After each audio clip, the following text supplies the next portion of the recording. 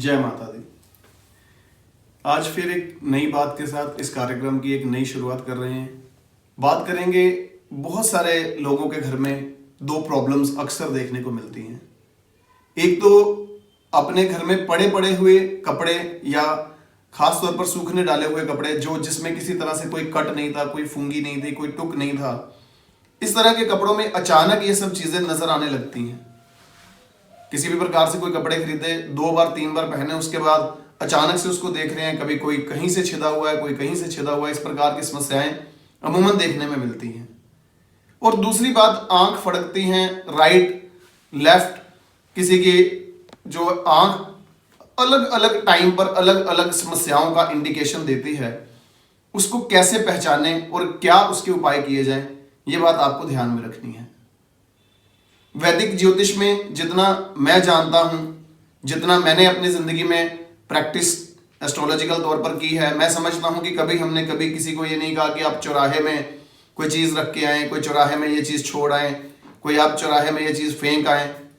Accept that, एक चीज मैं हमेशा कहता हूं और वो बात आज फिर आपके सामने वो रहस्य खोल देता हूं। मैं हमेशा ये बोलता हूं, चौराहे में केवल एक उपाय साल में एक बार जरूर कर दिया करें।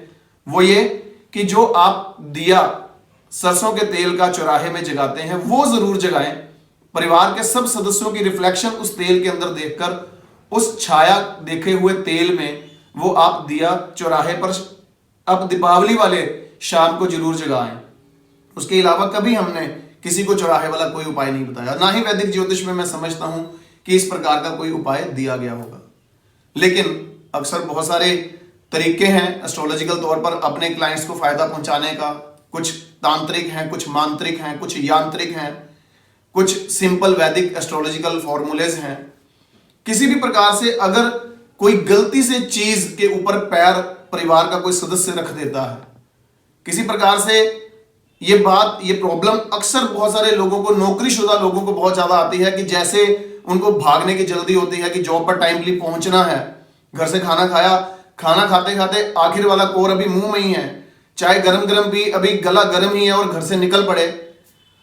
और जब वो कहीं चौराहे पर पड़ी हुई किसी ऐसी चीज के ऊपर से निकल जाते हैं, तो वो चीज का जो बैड इफेक्ट है, ill effect of that particular remedy done by anybody else is going to haunt you, that is being reflected by these two of the factors, जिसमें आंख फड़कना और विशेष तौर पर आपके घर में कपड़ों को टुक या फुंगी या कोई किसी प्रकार से बॉडी पर बेवजह नील पड़ना। आमतौर पर यह प्रॉब्लम आती है जब इस तरह की समस्याएं हम देखते हैं कि कोई चोट नहीं लगी, कोई प्रॉब्लम नहीं थी, अचानक से जब सुबह देख रहे हैं, कपड़े चेंज करते हुए, नहाते हुए देख रहे हैं, तो बॉडी पर नील पड़े हुए हैं, निशान पड़े हुए हैं बड़े बड़े।